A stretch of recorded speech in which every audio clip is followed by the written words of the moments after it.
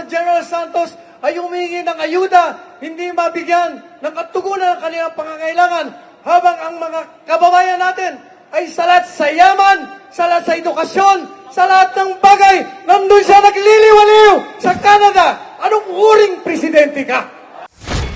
Pangulong Marcos Jr., biro mo, kating-kati ang kanyang paa. Hindi mapigilan na pumunta sa ibang bansa habang ang bayan natin ay naghihirap, habang ang mga nasa General Santos ay humingi ng ayuda, hindi mabigyan ng katugunan ng kanilang pangangailangan, habang ang mga kababayan natin ay salat sa yaman, salat sa edukasyon, sa lahat ng bagay, nandun siya nagliliwaliw sa Canada. Anong uring presidente ka?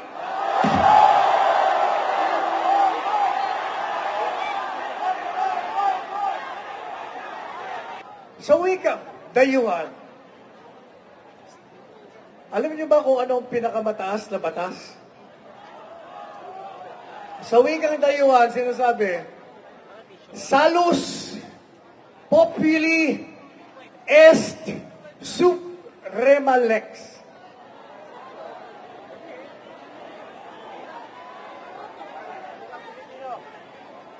Ang sinasabi sa wikang Pilipino, ang kapakanan ng taong bayan ang pinakamataas na batas.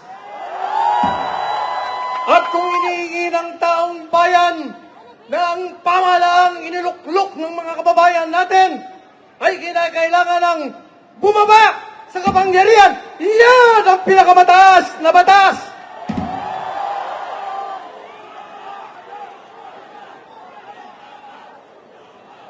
Sila po ay inihalal natin. Sa ngayon sa saligang batas, isa lamang ang pangunahing layunin ng isang pamahalaan. Tayo ang lumikha ng pamahalaan.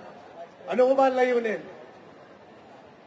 Sa ating konstitusyon, nakalagay doon, the primary purpose of the government is to serve and to protect the people. Ang pangunahing layunin ng isang pamahalaan ay pagsilbihan at bigyan ng proteksyon ang mga sambayanang Pilipino na lumikha sa pamahalaan. Tayo ba ay pinagsisilbihan nila? Tayo ba ay binibigyan ng proteksyon? Sila ba ay nagkakamkam ng kayamanan natin? Sila ba ay nagpapahirap sa taong bayan? Sila ba ay lumalawag sa batas?